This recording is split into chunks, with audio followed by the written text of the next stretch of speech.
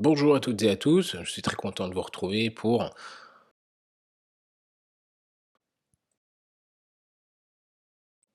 un nouveau catastrophe, l'épisode numéro 28, c'est un cas clinique. Comme d'habitude, on va voir après des réponses, après des questions, pardon, les réponses, vaut mieux que ce soit dans cet ordre-là.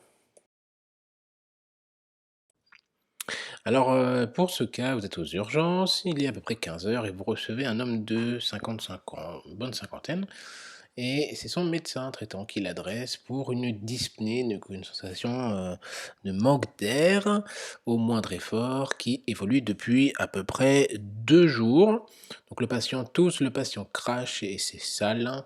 Donc il vit à domicile avec son épouse, il marche sans canne, il fume à peu près 2 paquets par jour de cigarettes depuis ses 20 ans. Et il vous dit, bon, moi je suis pas trop médecin quand même. Et vous prenez les paramètres avec une saturation à 89%, une fréquence à 25, fréquence respiratoire à 25, hein, fréquence cardiaque à 90, battements par minute, une tension à 15 sur 150 sur 70, une glycémie à 2,5 grammes par litre et une température à 37,7. Première question, et comme d'habitude, je vous laisse faire pause, éventuellement discuter en commentaire ou poser des questions pour le cas. Donc, quelle pathologie chronique suspectez-vous chez ce patient? Proposition A, une insuffisance cardiaque. B, une BPCO. C, une démence. D, une arythmie. E, un encore d'effort. Je vous laisse faire pause et me dire pour l'instant à quoi vous pensez, donc ce que vous suspectez, hein. Pathologie chronique, hein, pathologie chronique. Mais la bonne réponse c'était une BPCO. Effectivement, il fallait évoquer une atteinte pulmonaire chronique. L'insuffisance cardiaque, non, pas tellement. Là, c'est vraiment le cas plutôt typique, hein, de la dyspnée d'effort du patient fumeur qui consulte pas. Il pourrait effectivement y avoir des atteintes cardiaques, mais là, globalement, il tousse, il a du mal à respirer et c'est sale, il fume, bon, et pas de suivi, c'est un BPCO. Il n'y a pas de notion de démence comme ça, bon, je l'ai mis parce que ça peut être drôle. Une arythmie, on n'a pas assez d'informations. On n'a pas assez d'informations parce que là, bien souvent, c'est pas un pouls qui est pris, qui est mesuré, mais c'est avec la machine, avec l'oxymètre de pouls, on a une fréquence cardiaque. C'est souvent comme ça que ça se passe. Donc pour l'instant, pas d'argument. Et eux, longueur d'effort, non, parce que même ça fait 2 jours qu'il manque d'air, c'est pas à l'effort. Il n'y a pas de douleur thoracique. Donc c'est vraiment une sensation d'essoufflement. À l'examen clinique, c'est important, hein. Donc je vous le détaille, il y a une érythrodermie de la face, donc le visage un peu rouge. Il n'y a pas de turgescence jugulaire. L'auscultation est plutôt pauvre, il n'y a pas de ronchis. Alors peut-être effectivement des sibilants.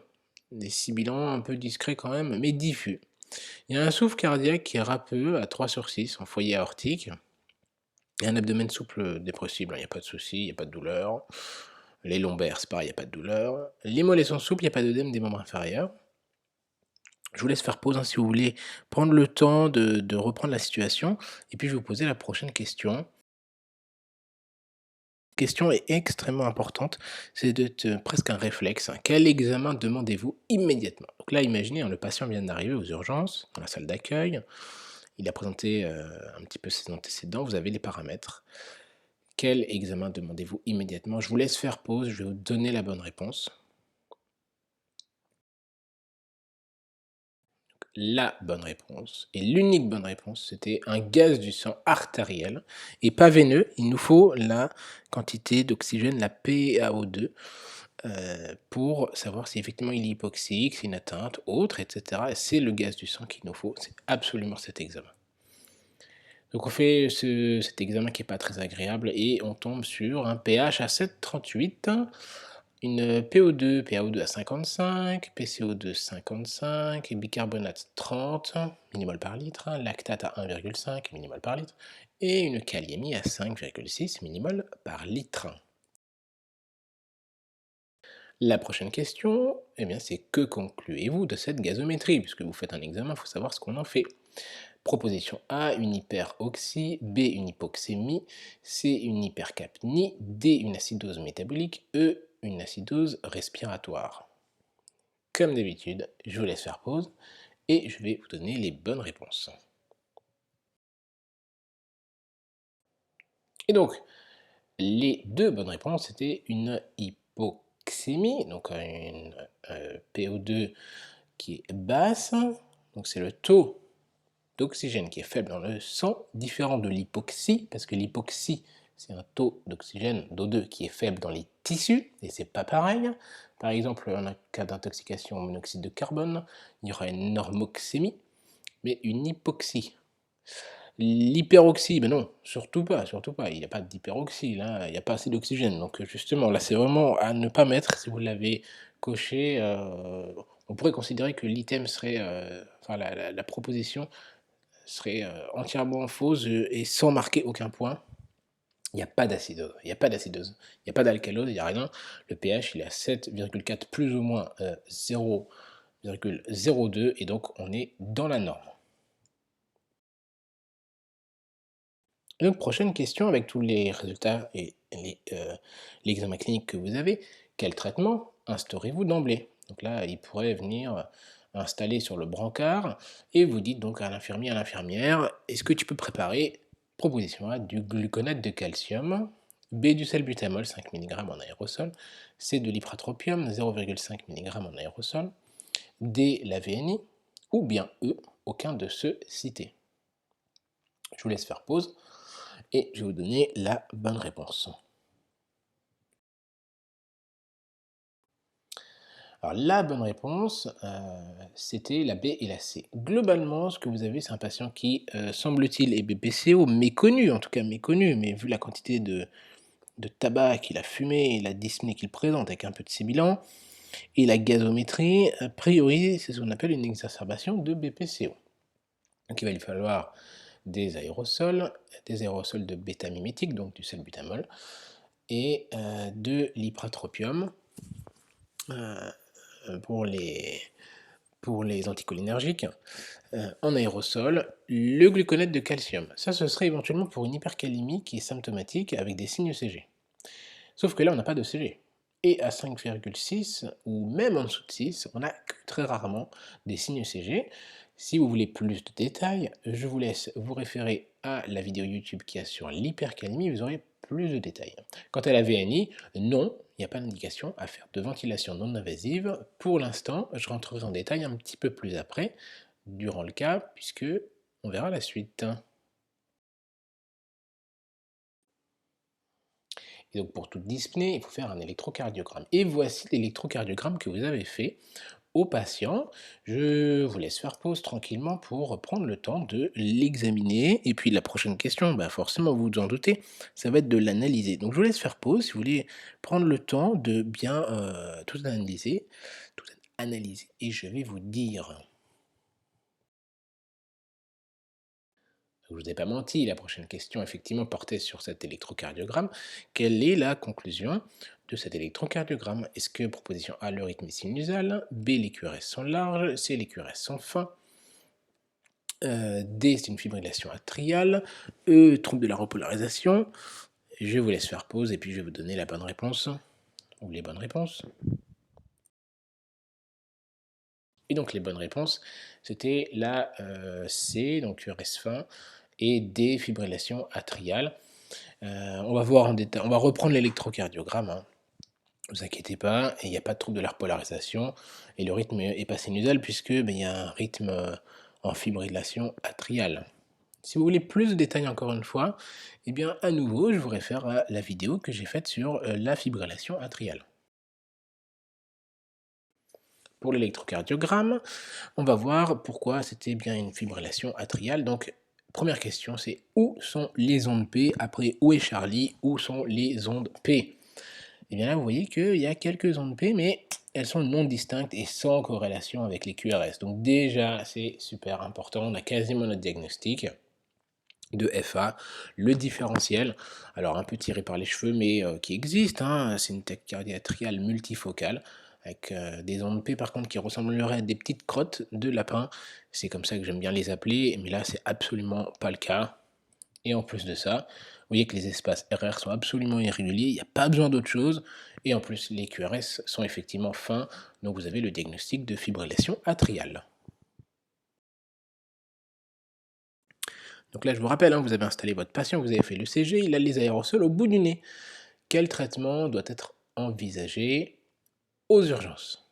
Proposition A, une anticoagulation préventive, B, une anticoagulation curative, C, un antiarythmique de type bêta-bloquant, D, une cardioversion électrique et E, une déplétion hydrosodée. Je vous laisse faire pause tranquillement et je vais vous expliquer les réponses, les bonnes réponses et les fausses aussi. Et donc pour les réponses, c'était une anticoagulation curative.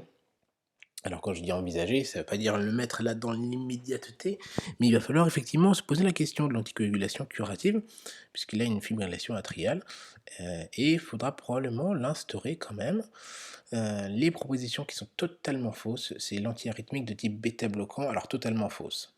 Je m'explique, le patient a une BPCO, il faudra faire des EFR, vous me direz, mais vu le tableau, globalement, vous avez le diagnostic.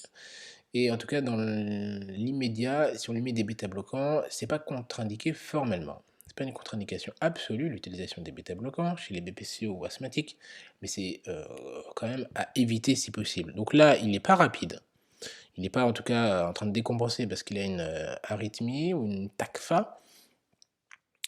Donc on va pas mettre de bêta-bloquant pour ralentir le cœur. Sûrement pas, qui risquerait de décompenser un peu plus la BPCO. Quant à la cardioversion électrique, on ne sait pas depuis quand. On ne sait pas depuis quand il a ça, il n'est pas anticoagulé, donc non, surtout pas, sinon on risque de méconnaître un petit thrombus dans l'auricule gauche et foot, ça va partir dans la circulation et faire l'AVC. Et la déplétion hydrosodée, non, il n'y a, a pas de signe de surcharge, hein, donc pour l'instant on n'a pas suffisamment d'arguments pour ça. Si vous voulez donc plus de détails, hein, comme d'hab, sur la chaîne, vous avez le topo sur la fibrillation atriale. Et maintenant que vous avez embêté l'infirmière, l'infirmier, à lui faire le gaz du sang, il va falloir faire la prescription pour le bilan biologique. Donc qu'est-ce que vous demandez sur ce fameux bilan biologique? Proposition A, la NFS, B, procalcitonin ou PCT pour les intimes, C, le BNP, D, des dimères, et E, l'hémoculture. Je vous laisse faire pause et je vais vous donner la bonne réponse. Et donc les bonnes réponses, c'était la numération de formules sanguines. Alors oui, c'est un peu le truc de base, hein, donc ça en général on ne l'oublie pas. Mais la procalcitonin, non. Alors dans les recommandations de la Société en langue française de pneumologie, eh bien non, on ne fait pas la PCT, en tout cas pas du tout en première hypothèse si on n'a pas le diagnostic. Là une CRP suffira amplement. Les BNP, oui, ont quand même un intérêt, parce que je ne vous ai pas précisé le poids du patient. Mais si le patient est en surpoids, eh bien, le BNP, il peut être normal, mais cette dyspnée, on ne sait pas si elle est vraiment pas du tout cardiaque ou peut-être un petit peu cardiaque quand même si on se dit qu'il y a plus d'arguments pour que ce soit une BPCO. Les dédimères, bah oui, il a quand même une dyspnée, il a plus de 55 ans, heu, il pourrait effectivement faire une embolie pulmonaire, hein, c'est pas exclu. Et les hémocultures, non, pour l'instant, il n'est pas a priori, en choc, septique, il n'est pas fébrile non plus. Alors subfébrile, oui, vous me direz. Donc non, pour l'instant, on ne fait pas les hémocultures, on ne fait pas ça, en systématique.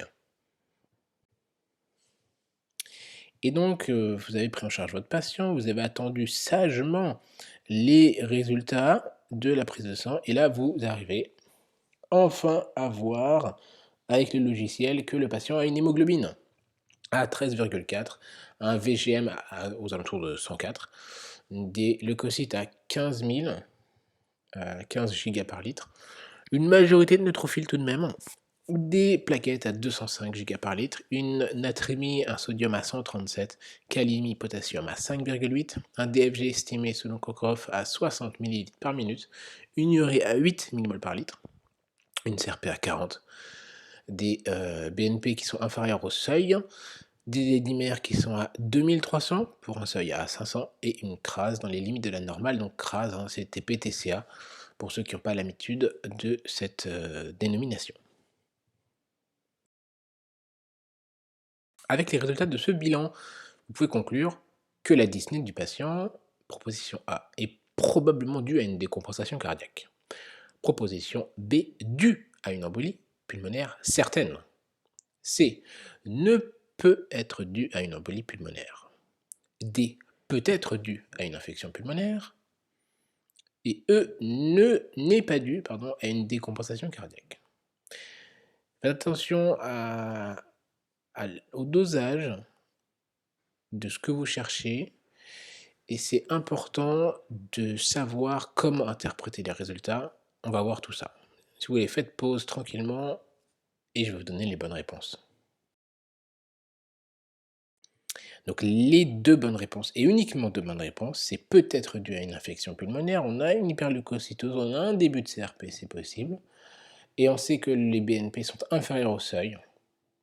On a une autre explication, donc étant donné que le patient n'est pas en surpoids, on peut exclure, donc c'est pas dû à une décompensation cardiaque. Donc le probablement dû à une décompensation cardiaque est faux, totalement faux.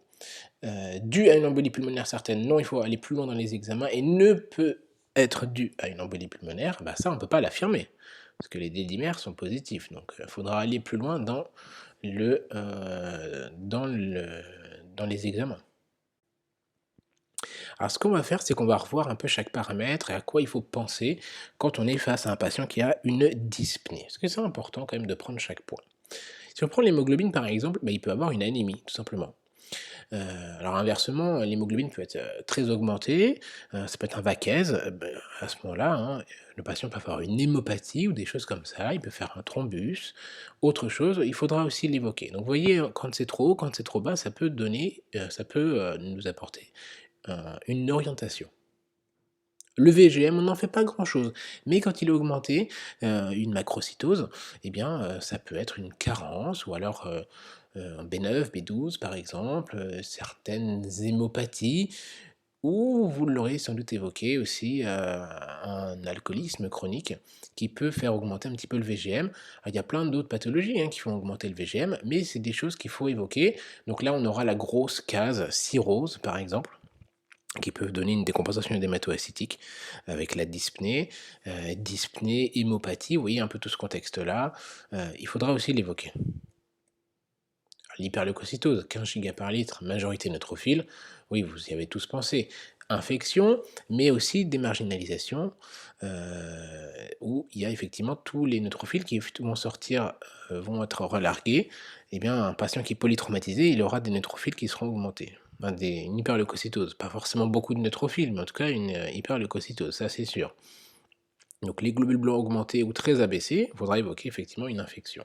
Mais ça peut être retardé, donc c'est pas parce qu'il n'y a rien au début qu'il n'y a pas d'infection. Attention, hein.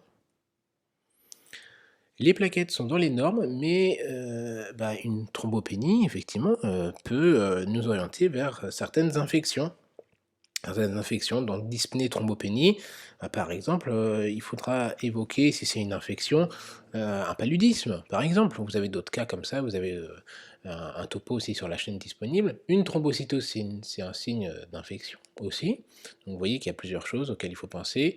Une natrémie globalement à peu près normale, hein, mais une dyspnée et hyponatrémie vraiment importante. Ça peut être une dyspnée cardiaque, cirrhose, insuffisance rénale et cetera, beaucoup de choses avec le potassium un peu haut, donc hyponatrémie, hyperkaliémie, dyspnée, un peu respiration atypique. Bon, l'insuffisance surrénalienne aiguë, un peu tirée par les cheveux tout de même, mais il faut l'évoquer hein, chez le patient qui prend des corticoïdes au long cours, à ne pas méconnaître.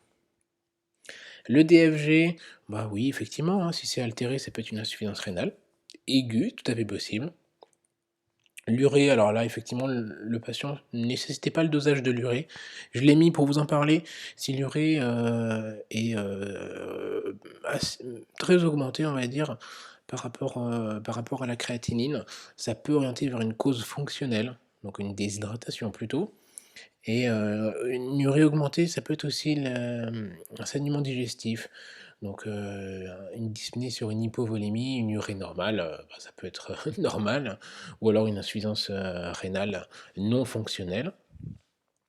La CRP, bon ça vous vous en doutez, une infection, hein, par exemple, pulmonaire ou autre. Le BNP, s'il est inférieur au seuil, on est quasiment sûr que ce ne soit pas une, dyspnée d'origine cardiaque. Mais attention, les patients obèses captent le BNP dans les adipocytes, donc ça peut être normal alors que c'est une décompensation cardiaque. Les dédimères, c'est pour l'embolie pulmonaire, quand c'est au seuil. Pour le Covid, le seuil est à 1000. Et la crase, il n'y a pas 50 000 choses, hein, après c'est un peu tiré par les cheveux. Patient insuffisance hépatocellulaire, ces choses-là, les hémophiles, bon, voilà, ça devient un peu plus complexe et on va pas non plus rechercher une dyspnée sur la crase, hein. Alors là, je vais vous demander quelle est la radiographie qui pourrait correspondre au patient. On va prendre ce cas-là, hein, c'est-à-dire le patient qui vient pour dyspnée, il crache sale. Vous avez compris un peu le tableau de BPCO. Je vous laisse regarder les 4 et puis on va faire l'analyse des 4, hein, carrément. Alors pour la première ici, bah, c'est pas la bonne, hein, c'est pas la bonne. Là, le patient, je pense qu'il serait très fébrile et on voit en fait, qu'il présente, des formations un peu kystiques, arrondies, avec un niveau hydroaérique. C'est probablement du PU. Là, le patient, il serait très fébrile quand même avec une dyspnée alors qu'il cracherait sale. C'est pas tout à fait le cas de notre BPCO, hein. Là, ce patient, il traîne quand même quelque chose depuis plusieurs jours. Il vient pas là au bout de 2 jours, hein, c'est pas possible. Par contre, cette radiographie pourrait correspondre, tout à fait. Vous voyez que le thorax est quand même, assez élargi, cet aspect un peu, en tonneau, en fait, avec des bulles, un peu hyper claires comme ça, des zones un peu assombries, qui ressemblent à des grosses bulles. Ça peut être de l'emphysème, ça peut être des bulles d'emphysème, c'est pas un pneumothorax, hein, et ça peut tout à fait correspondre à notre patient.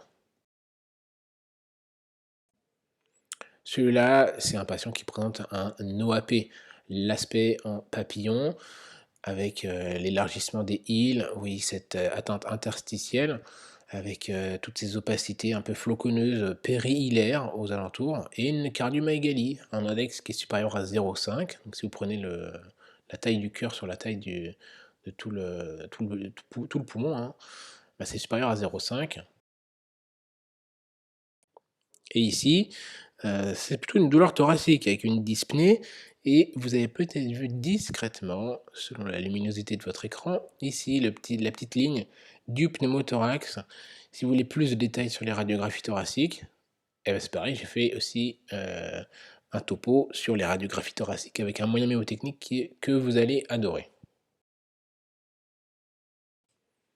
Dernière question sur cette BPCO, donc malgré votre traitement optimal, qui comprend donc les aérosols salbutamol, ipratropium, du sulfate de magnésium en intraveineux lente. Alors 3 grammes 30 minutes, c'est, dans les dernières études, ça diminue la durée d'hospitalisation.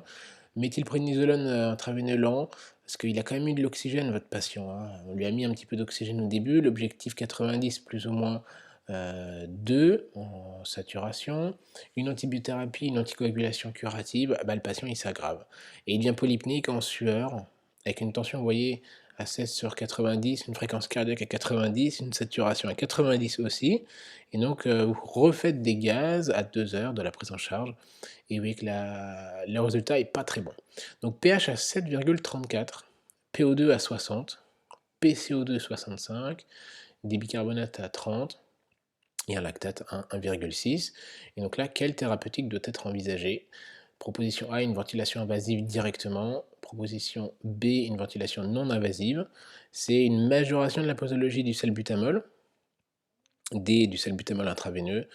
Et E, la morphine au pouce seringue électrique. Je vous laisse faire pause, c'est la dernière question et les explications viennent avec. Alors pour les, bonnes réponses, bah, c'était une ventilation non invasive. On va essayer, d'abord la ventilation non invasive. On ne fait pas de ventilation invasive, on ne fait pas d'intubation orotrachéale comme ça pour un patient. Alors oui, il est polypnéique, il est un peu en sueur, mais effectivement, il y a une explication. Sur la gazométrie, vous avez l'explication, il y a la PCO2 qui est augmentée. En fait, il est tout simplement hypercapnique. Il est hypercapnique, donc il a la tension qui est augmentée, il est un peu en sueur. Peut-être que si vous lui demandez de tendre les bras, il va avoir un petit flapping. Donc oui, la PCO2 est augmentée. On va pas faire l'intubation rotrachéale immédiatement.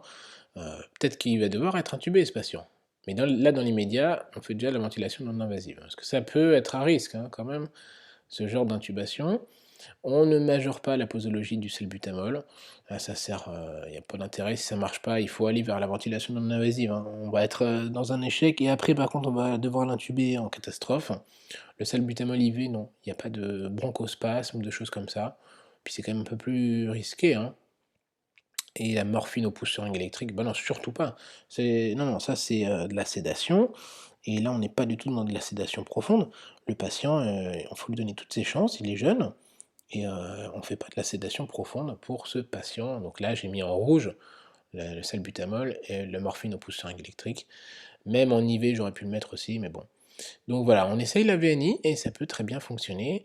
Je pense que je vous ferai un topo aussi sur la BPCO parce que c'est quand même une pathologie qui est très fréquente et qui sera de plus en plus fréquente aux urgences. Et voilà, on arrive déjà à la fin de la vidéo. J'espère que ce cas clinique vous a plu.